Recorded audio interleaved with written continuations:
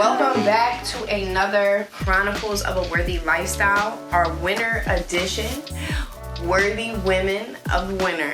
And we have our first special guest, Amani. Thank you so much for being here. You're welcome, Alex.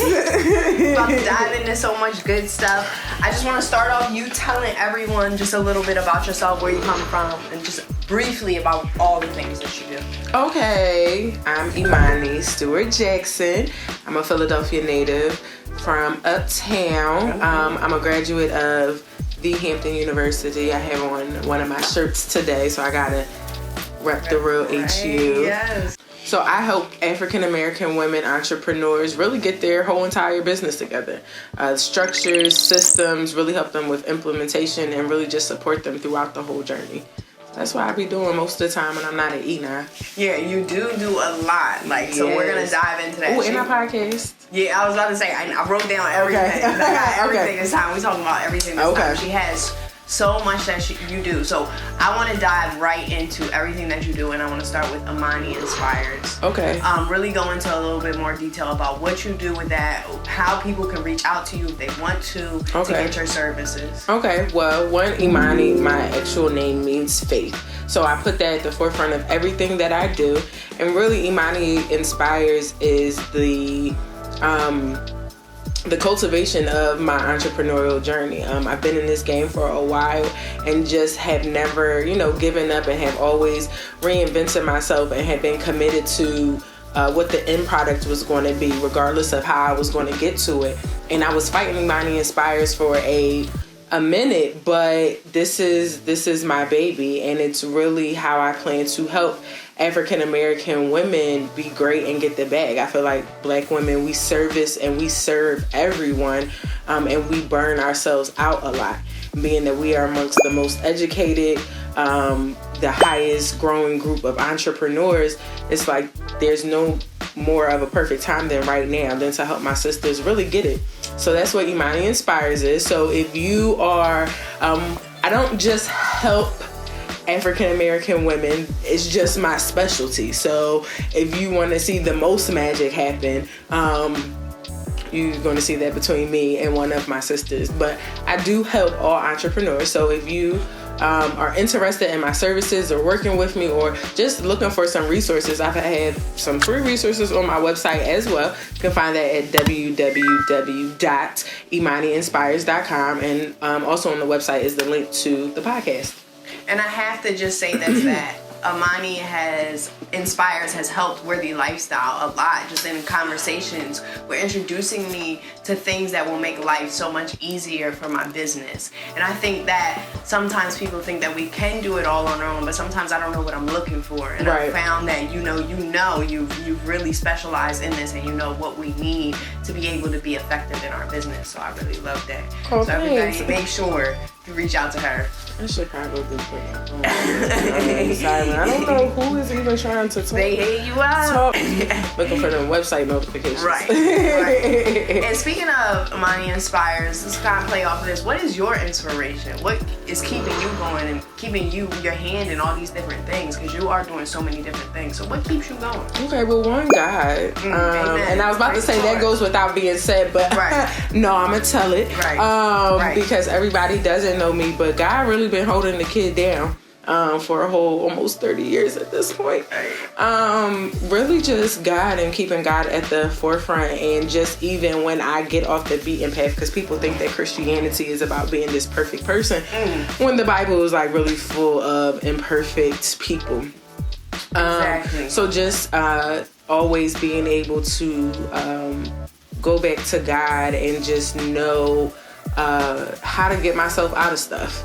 The stuff that I put myself in, the stuff that life has put me in, just having that toolkit, like, all right, you've been here before, something similar to this, and this is how you get back out of it.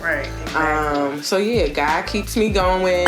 I have some amazing parents that I feel like I don't deserve sometimes, but hey, listen, favor ain't fair.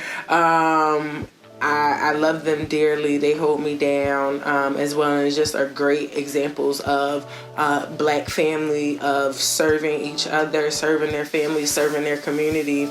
So Yeah. That's amazing. And all my ancestors or whatever. Right. Just keep you moving because you see what they've gone through. You know? Ooh, child. Right. You ain't even gotta look back there for. So let's rewind a little bit. Right before you were saying that the podcast is on the website. So let's talk about the podcast. Tell them what it's called, where they can find it, and just what different type of topics do you talk about on the podcast? So the podcast is called the Philadelphia Millennial Podcast, i.e. the Philadelphia Millennial.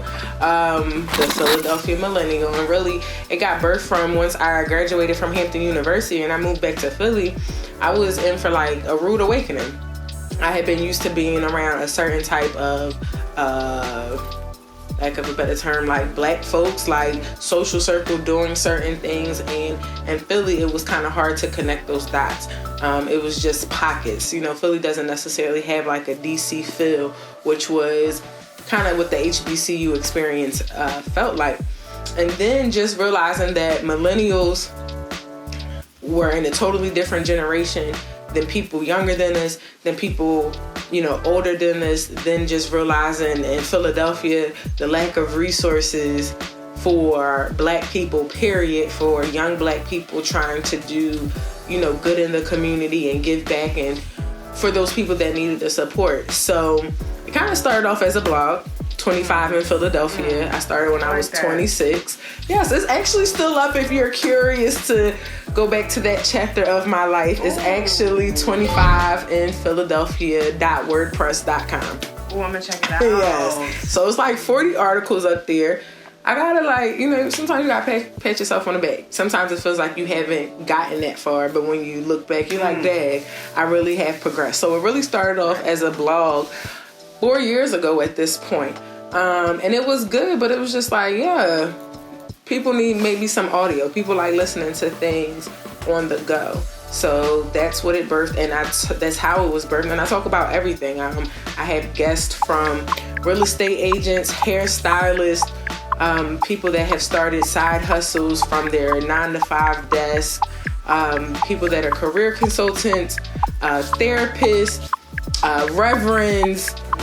I got some other entrepreneurs, faith-based people, just really all different types of young black people doing the thing. Now, as I go on, I do want people that aren't necessarily millennials, but have a heart for millennials and can be of a resource. This is definitely, I've had to tell people, this is not, oh, I want to come on here and talk about my business. Like, you have to be giving something to my audience. This isn't free promotion. Like, I want you to have something so people can support you, but you're just not coming on here just to talk about your business and you for the sake of your business and you. Right. Now, where can they find it? So, you can go on also ImaniInspires.com or actually PhillyMillennial.com. I forgot that one is actually still up. You can buy a t-shirt. I was thinking about taking the store down and relaunching it my birthday, but it's still up as of right now. So I might keep it up because people be wanting to buy stuff randomly, and I've just ordered some new t-shirts. So I guess I'll just keep it up, maybe relaunch some t-shirts for my birthday. But yes, PhillyMillennial.com. Also, I made a 2020 vision planner on there too, so go ahead and just get your life together. Get whatever you need. I'm trying to like direct y'all. Talk about the vision planner a little bit. Real quick, it's like a download. It's $10. It really just goes through your inventory of 2019. What worked, what didn't work, what do you care didn't work, what you actually want to work on 2020. Gets you to focus on a word for a year. Breaks down your goals in like 4 different parts: health, spirituality, personal, and financial. And gets you all together. And then we go from the monthly to the quarter to the month, and then it has a week layout and some other goodies in there that you have to find out when you download it. Oh, I love that. And you can print it out or just use it on your phone. I'd use both. Oh, I love that. Yeah, it makes it very accessible. So on top of everything else that you do, I know you also have a scholarship. Yes, you always get me with this. I do. And I really want you to just talk about the scholarship, who it's for, and how you created it. Okay, so who it's for was when I was 21 years old, my boyfriend, who was my childhood sweetheart, went to daycare together, was murdered around the corner from our homes. And he had finished trade school about almost, I guess, probably about a year prior to this. So he was an electrician. He was really good with his hands. And his life was just honestly cut too short. So in honor of his 30th birthday, I decided to start a scholarship in his honor at my church for young men going into trade schools. So my goal is to give 2 $500 scholarships to 2 deserving young men, and I'm really on the hunt for some electricians that are black electricians that are willing to mentor, because it's not just about getting them to and through school. It's about having them supported afterwards.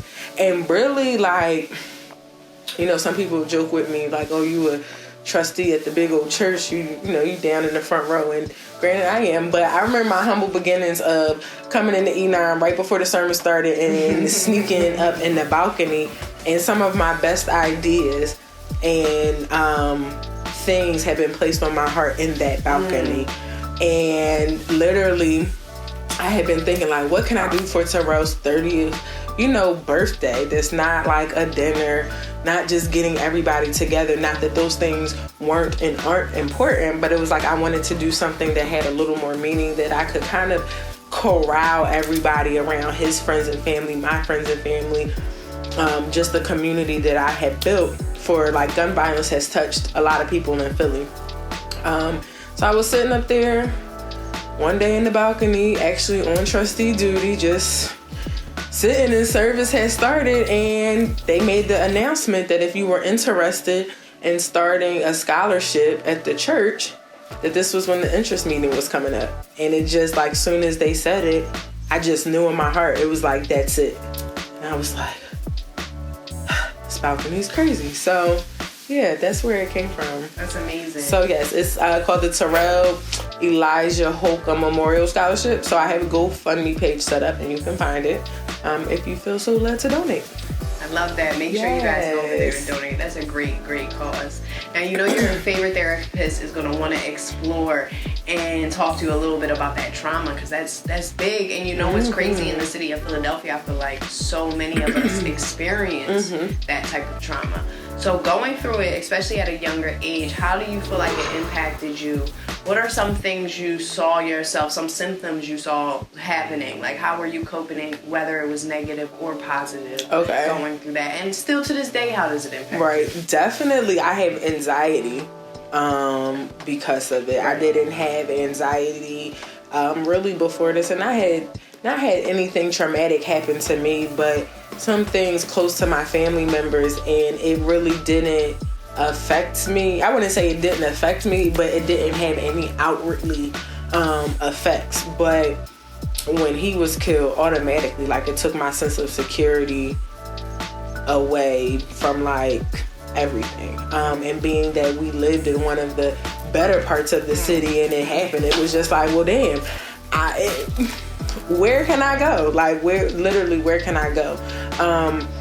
It was funny you said how you coped negatively or positively. Right. So one of the negative things that I coped with, that I thought I look back and laugh on, like 6 months after he passed, I smoked cigarettes. Like, I would go by, so across the street from Hampton's a real bougie black school. It was like this little Jamaican Caribbean store. You go get beef patties, grape cigarillos, and Lucy's. So every day after class, I would illegally park my car there because that was the side story. That was the pharmacy annex parking lot. So I just would look in the car window and see their parking permits were literally just like printed pieces of paper. So I took a picture of it and then made my own. Wasn't paying for parking. So I would already be over there. Oh, absolutely. So yeah, I would go get my Lucy, and that was like for about easy 6 months. Easy. How you cut that so fast? Cause that's not you, right? Yeah, like And I mean, grief comes in different stages, but it was just like, it was just during that one. And tobacco can be desirable now, drinking once in a while, but like not every day. Right. Not about the like you said, it just wasn't me. It was just it was trauma. It was my nerves was bad. Just trying to graduate on time. Right, and that too. That all happening while you're in school. My second day. Child, I had just left Philly like the week before. How did you keep it together if you did? And maintain the grades to be able to... Dean's List. I don't know. It's one of those things that, like, one, my name is Faith. Yeah, and it's like, I didn't... Terrell ain't bang with me so hard because I was just, like, lazy and just wasn't a tough cookie. Like, was I about to get to that point and not graduate on time? And not finish what I started? Nah. But I don't know. God just really carried me through that whole situation. And then also, I feel like that mindset, like you just said, like, am I gonna not? I can't not, like, it was always, I've always had expectations. Like, there have always been expectations, and then they never felt too big to fill for me because I knew where I was coming from and I know whose shoulders I was standing on. So it would be like, how dare I not complete college? And my grandmother, who I love dearly, had 2 kids in the South by the time she was 17 and married, 10th grade education, bus 17 miles to a segregated school, moved to Philadelphia with nothing at the age of 35. How dare I? Like, you about to let this? And whose mother was killed, like before she even had her kids. So it's like, you don't really have that privilege to not. And you know people close to you that have gone through things which you feel is maybe more extreme, and you've seen them be strong. I think sometimes having those examples around you is definitely key. Also, just that mindset. Like you said, when we enter certain things with a certain mindset, it really helps us. You can be hurt, but you can't stop. Amen. Ain't nobody saying not to be hurting. Right. Like, I'm not telling you to turn off being human. Like, it would be nice to. Of course, I would have liked to turn down the pain sometimes, but it's impossible. No button for that. Right. But it's just about how we handle it. Our next move. Exactly. Yeah. So what you got next? I just love your story, and I love just your mindset and how you've always just kept going. It'd be hard. My mom made me Faith. I don't know what the hell she was doing. I want to give the people some advice. So if they want it from you, money inspires advice. If they wanted to become an entrepreneur, what would be like those 3 things? It's funny. My 5th grade teacher used to call me Mother Imani. She knew. She knew. Exactly. She knew. I'm gonna buy a sister bag one day. 3 things. If somebody wanted to piece of advice. Don't do it for the money. Don't ever do it for the money, especially not at first. Like, I'm doing it for the money, like the long haul. Cause like by the time I'm 40. Life gonna be different, but you definitely don't do it for the money up front, because that's not how entrepreneurship works. You like front load it with time, and then once you front load it with time and effort, it pays you in the end. But it doesn't pay you in the beginning. So that was my first one. Don't do it for the money. Ask for help, and when I mean ask for help from everybody. Like, don't ask family and friends for help. And I have the strongest village, but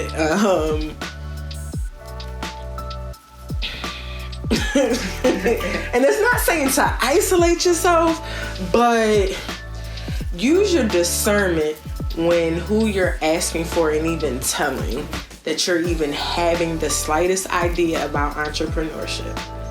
Be very careful, like guard it like a newborn baby. But then, also only ask people for help, I feel like, that have something that you want And not in a jealous or envious way, but I'm sorry, I'm not going to get marriage advice for somebody who's in an unhealthy marriage.